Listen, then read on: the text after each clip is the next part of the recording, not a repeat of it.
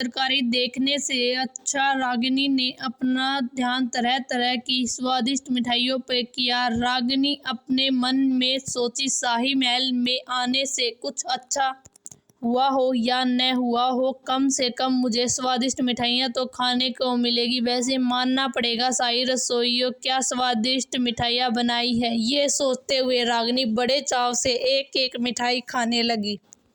वहाँ अलग अलग तरह की मिठाइयाँ परोसी गई थी। रागिनी हर तरह की मिठाइयाँ चख रही थी। वो एक और मिठाई अपनी प्लेट में उठाने ही वाली थी कि उसे यामिनी की गुस्से भरी आवाज़ सुनाई दी। रागिनी, तुम क्या कर रही हो? यामिनी की गुस्सैल आवाज़ सुन के एक पल के लिए रागिनी भी चौंक गई। वो मन में बोली, दिखाई नहीं दे रहा बेवकूफ़, मिठाई खा रही हूँ। बस इतनी सी बात के लिए ऐसे पागलों की तरह चीखने की क्या ज़रूरत है? कुछ पल पहले यामिनी का चित्तर पूरा हो गया था। वो अपना सिर उठा करके सबकी तालियों और प्रशंसा का आनंद ले रही थी। तभी उसकी नज़र रागिनी पर गिरी, जो दुनिया से बेखबर होकर मिठाइयाँ खाने में व्यस्त थी। वैसे तो यामिनी जानती थी कि उसकी मूर्ख बहन को किसी भी कला की कोई समझ नहीं है, लेकिन उसे लगा कि कम से कम रागिनी लोगों के सामने उसे थोड़ा तो सम्मान दिखाएगी। लेकिन उसके उल्ट वो तो मिठाई खाने में बिजी थी। इसी कारण से यामिनी अपना गुस्सा नहीं रोक पाई और रागिनी पर सबके सामने चिल्ला दिया। अचानक से यामिनी की इतनी गुस्सैल आवाज़ सुन के सबका ध्यान रागिनी की तरफ हो गया। महेंद्र भी इस वक्त अपनी मूर्ख बेटी की तरफ देख रहा था। वह इस वक्त रागिनी ने अपने एक हाथ में मिठाई पकड़ी हुई थी जो वो अपने मुंह में डालने वाली थी, लेकिन यामिनी की गुस्सैल आवाज़ से रुक गई। या रागिनी ने खुद पे सबकी निगाहें महसूस की तो प्यार से अपनी पलकें झपकाते हुए बोली, मैं बड़ी बहन, क्या तुम ठीक हो? बुरा मत मानो, लेकिन मेरे कहने का मतलब है कि क्या आपकी आंखें ठीक है? रागिनी के इस व्यंग्य पर रूहानिका अपनी हंसी नहीं रोक पाई। यामिनी ने भी रूहानिका को हंसते हुए देखा, जिससे उसे और भी ज्यादा गुस्सा आया। अब वो रूहानिका का तो कुछ नहीं कर सकती थी, क्योंकि वो सम्राट की इकलौती बहन थी। इसलिए जाहिर तौर पर वो अपना सारा गुस्सा रागिनी की बेइज्जती करके निकालने वाली थी। यामिनी अपने दांत पीसते हुए बोली, रागिनी, ठीक से बोलो, तुम्हारे कहने का क्या मतलब है? रागिनी अपने पलके झपकाते हुए बड़े प्यार से देखकर बोली, बड़ी बहन, तुमने पूछा कि मैं क्या कर रही हूँ। फिर वो अपना हाथ आगे दिखाते हुए बोली, देखो मेरे हाथ में मिठाई है, तो जाहिर तौर पर मैं मिठाई खा रही हूँ। क्या बड़ी बहन को ये नज़र नहीं आया? वैसे बड़ी बहन, आपको भी कुछ मिठाइयाँ खानी चाहिए। शाही रसोइये ने बड़ी मेहनत से हम सब के लिए बनाया है। अगर हम में से कोई भी नहीं खाएगा तो सब बर्बाद हो जाएगा। वैसे भी ये मिठाइयाँ बहुत स्वादिष्ट है, इसलिए मैं आपको भी खाने की सलाह दे रही हूँ। रागिनी की ऐसी बातें सुनकर विद्युत की हंसी छूट गई। उसकी हंसी की आवाज़ सबने सुनी।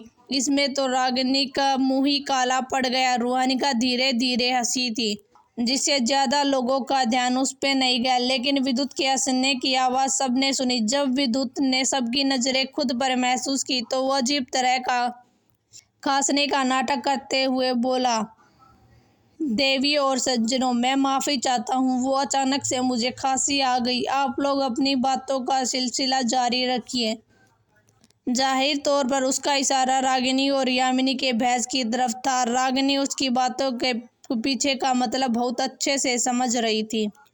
यही वह पल था जब रिहान सभागार के साइड हॉल में पहुंचा। वह विद्युत के बैठने की जगह के पीछे साइड हॉल की खिड़की के सहारे टिक कर खड़ा हुआ था। वास्तव में वो अचानक सभागार में दाखिल नहीं होना चाहता था, इसलिए वो कार्यक्रम के ख़त्म होने का इंतज़ार कर रहा था, लेकिन वो खुद को इस नज़ारे को देखने से रोक नहीं पाया। उसने अभी अभी रागिनी की मीठी आवाज़ सुनी। उसे यह आज काफ़ी जानी पहचानी लगी, इसलिए वो खुद को उस पे एक नज़र डालने से रोक नहीं पाया। बस एक पल के लिए उसने अपनी नज़रें रागिनी पे डाली, तुरंत फिर हटा ली। रागिनी को देखने का कारण यह था कि उसे उसकी आवाज़ थोड़ी जानी पहचानी लग रही थी, लेकिन बातचीत करने का तरीका और उसकी हरकतें जंगल में मिली उस लड़की से बिल्कुल भी मेल नहीं खाती थी। इसलिए उसने इस संभावना के बारे में सोचने की भी हिम्मत नहीं की कि दोनों ही एक हो सकते हैं। वह चुपचाप बस वहां खड़े होकर तमाशा देख रही थी। यामिनी ने जब हंसने वाले आदमी की तरफ देखा तो वो फिर अपने दांत पीस के रह गई। ये राजकुमार विद्युत था। वो महान कबीलों में से एक मनमोजी राजकुमार था। उसने गोलियां बनाने और चिकित्सा हुनर में महारत हासिल की थी, इसलिए वो तो एक या खुद शाही परिवार भी उसे नाराज करने से पहले 2 बार सोचेगा। फिर यामिनी भला उसका क्या बिगाड़ सकती थी। रागिनी ने जब अपनी बोहे उठाकर विद्युत की तरफ देखा तो विद्युत ने उसे एक सौम्य मुस्कान दी, लेकिन उसकी उस मुस्कान से रागिनी के पूरे शरीर में सिरहन दौड़ गई। पता नहीं क्यों, पर यह व्यक्ति उसे मुस्कुराते हुए किसी चालाक भेड़िए से कम नहीं लग रहा था, इसलिए उसने तुरंत अपनी नजरें हटा ली। रागिनी ने विद्युत के बारे में ज्यादा सोचने की हिम्मत नहीं उठाई।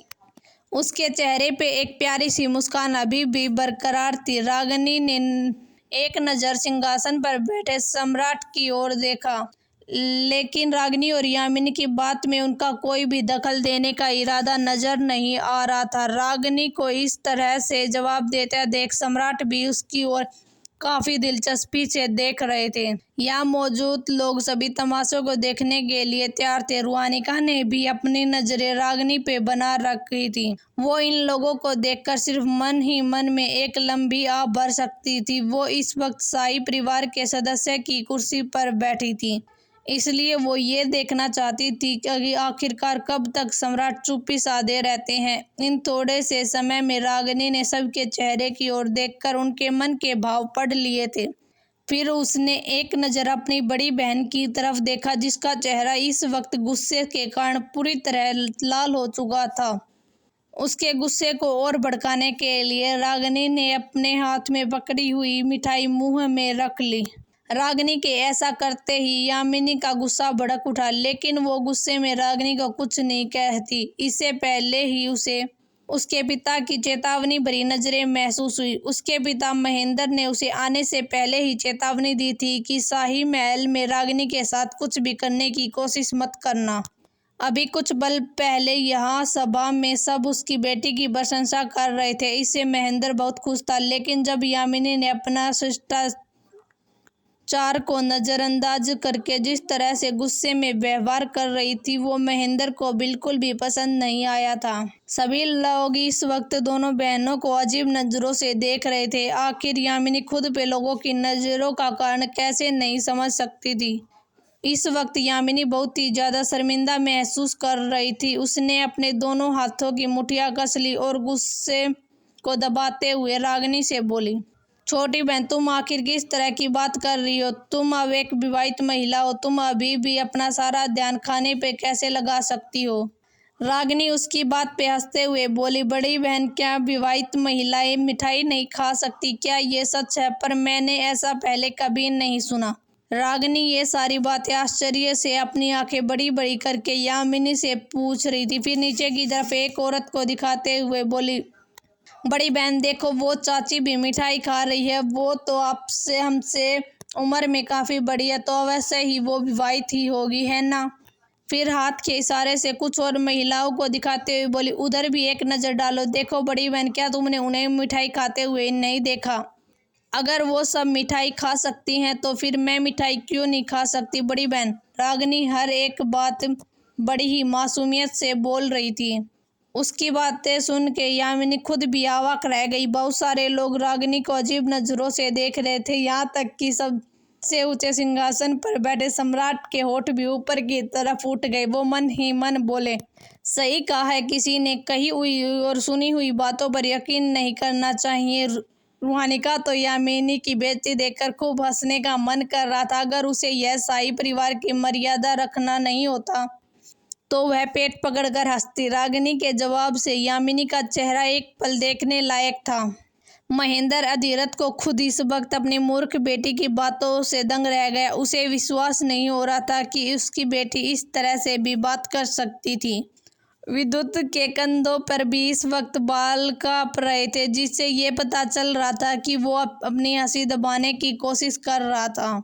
रागिनी की मासूम अभिव्यक्ति ने रियान का ध्यान भी अपनी तरफ खींचा। हालांकि हमारे रियान को ये बात अभी तक पता नहीं थी कि जिस लड़की की बातें वो इतनी दिलचस्पी से सुन रहा है वही उसकी तथाकथित पत्नी है। विवाह के समय वो वहां मौजूद नहीं था, इसलिए उससे पहले कभी रागिनी को नहीं देखा था। रियान की एक खास बात थी जिससे उसे कोई मतलब नहीं होता था, वो इंसान पे कभी ध्यान भी नहीं देता था, इसलिए साम्राज्य में रागिनी के बारे में फैले अफवाहों के बारे में उसे कुछ खास पता नहीं था। रागिनी का विवाह उससे बस शाही आदेश के कारण हुआ था, इसलिए वो उसकी आधिकारिक तौर पर पत्नी थी। ये भी उसके लिए बाकी लड़कियों की तरह ही थी। हालांकि जब तक वो कुछ भी गलत या रियान के लिए कोई परेशानी भरा कदम नहीं उठाती, तब तक उसे रागिनी को अपनी पत्नी होने से कोई भी समस्या नहीं थी। To be continue. कैसे होगी रागिनी और रियान की मुलाकात? क्या ये मुलाकात बदल जाएगी तकरार में? जानने के लिए सुनते रहिए रिबर्थ ऑफ अगली प्रिंसेस का अगला भाग।